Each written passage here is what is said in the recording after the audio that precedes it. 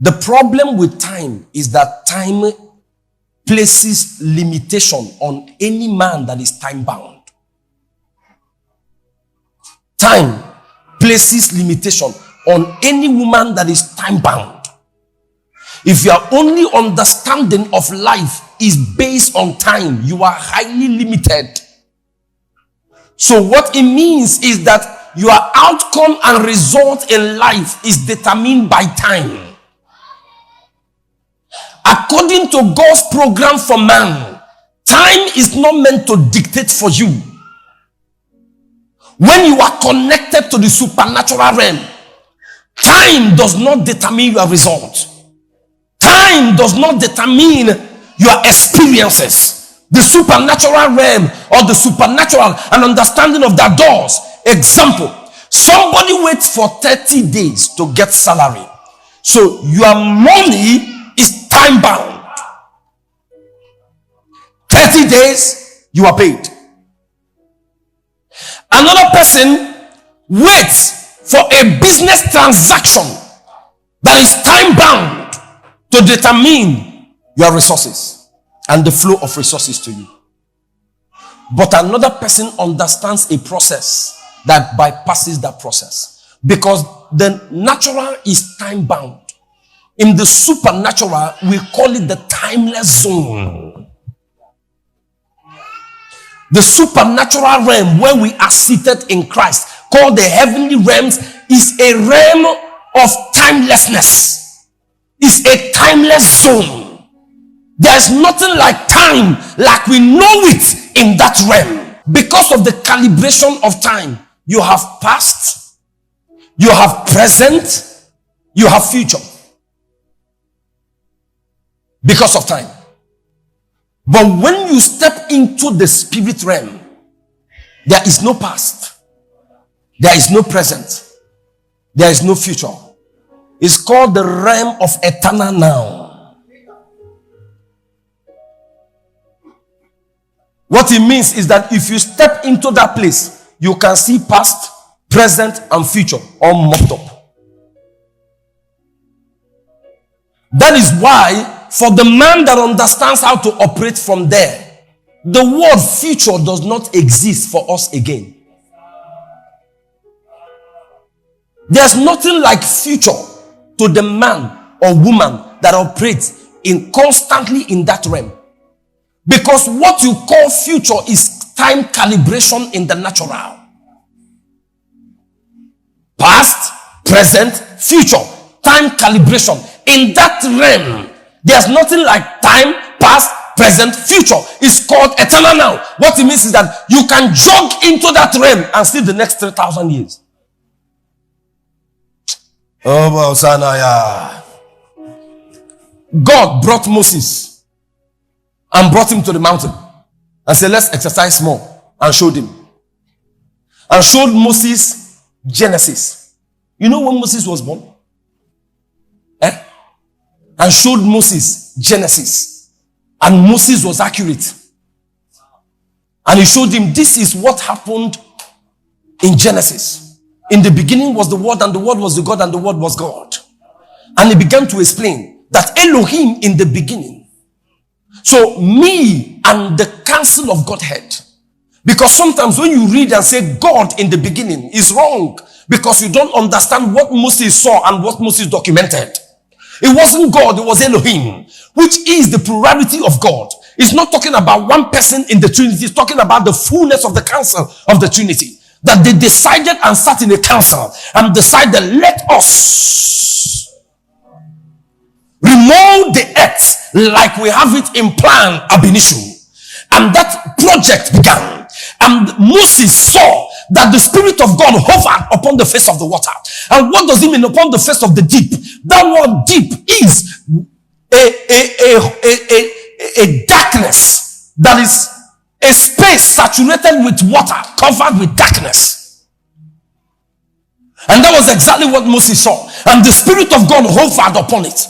And while he was hovering, he was giving report back to the council of Elohim that there's darkness here, and there's this, and there's that, and there's that. And suddenly,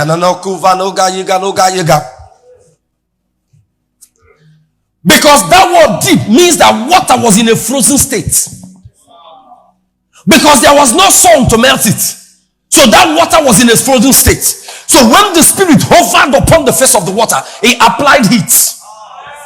And the frozen water was melted, giving space to what the Elohim in their council wanted to create. So the other part of the ice were pushed to the north poles where you have the ice caps, and they were pushed this way because earth is meant to appear.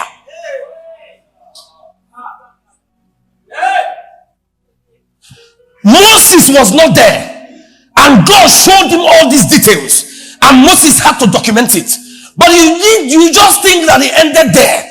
God showed Moses in the book of Deuteronomy the mountain of Paran, when Jesus is going to descend and the Lord will come with the thousands of this host. So God showed Moses from Genesis to Revelation. Why? Because in that realm is eternal now. There's no past, there's no present, there's no future. Hello. Anabo Sayana. God brought a man called Daniel and showed him the same thing he showed Moses and said, lock it up. This is not for your generation.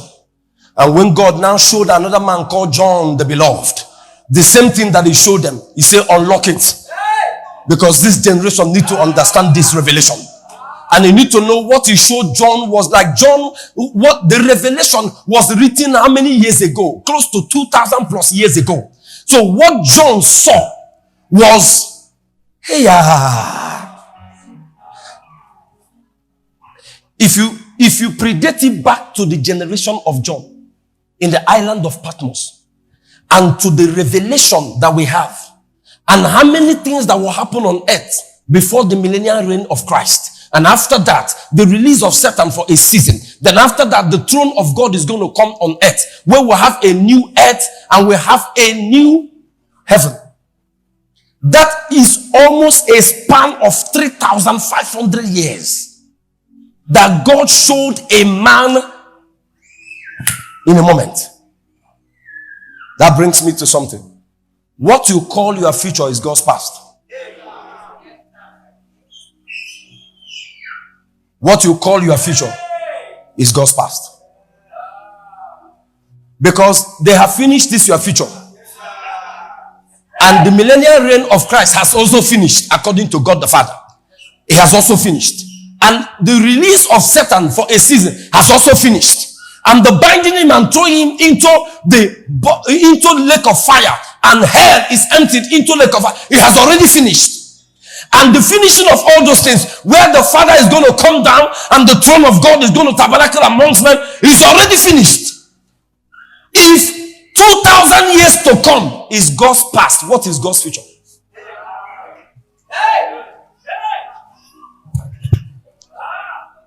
You can see how far away you are from divine project. Because the challenge is that some individuals are not aware of this. So they live part time based on the dictate of time. So you are waiting for tomorrow to decide what to do tomorrow. No. You need to step into that realm, because that is the realm you belong to, and download another 20 years and begin to live the future in the present. There are men that live the future in the present, but there are men that live in the past and the present, and there are men that live in the present part time.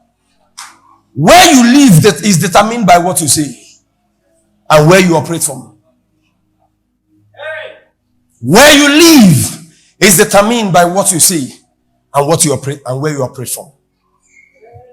So there are some individuals that are 25 years behind divine project for their life. There are some individuals that are 10 years behind divine project. But there are some individuals that are 5 years into the project. So some are waiting for future to happen. That's nonsense. You don't wait for future to happen. You make future happen. You make future happen. Because when you jog into that realm, you see that thing called future. And when you see it, you download it. Because any future you cannot picture, you cannot feature in it. So the idea of it is to jog into the supernatural realm and see that future as designed by God for you, and begin to download it in the natural and begin to live it in the natural. At that point, that man or woman lives the future in the present. This is the reason some scientists discovered some things that the earth is still struggling to understand. This is the reason some men of God downloaded some revelations that some other men of God are still struggling to interpret in their generation. I know a man called E.W. Kenyon. There were dimensions of God he unlocked in his generation, to the point that in his church nobody was sick, and in church nobody dies below a particular age that he decided. You can't die below 80. You die, he wakes you up. Because now the heaven has kissed the earth in their space. There's something that happens when you jog into this heavenly realm and begin to operate from this heavenly realm. Your heaven and earth will come together. And there's no difference. So from here you travel, not by the help of motor or your car or your motor Benz or Lega Benz. You travel by the enablement of the Spirit. The only man that knows a distance between here and there is a man that lives in time. A man that lives in this realm, a woman that lives in this realm doesn't know distance. Because in this realm, distance does not exist. That's why we say there's no distance in the realm of the Spirit. Because you can be in Nigeria and be in London and be in US and be whatever all at the same time.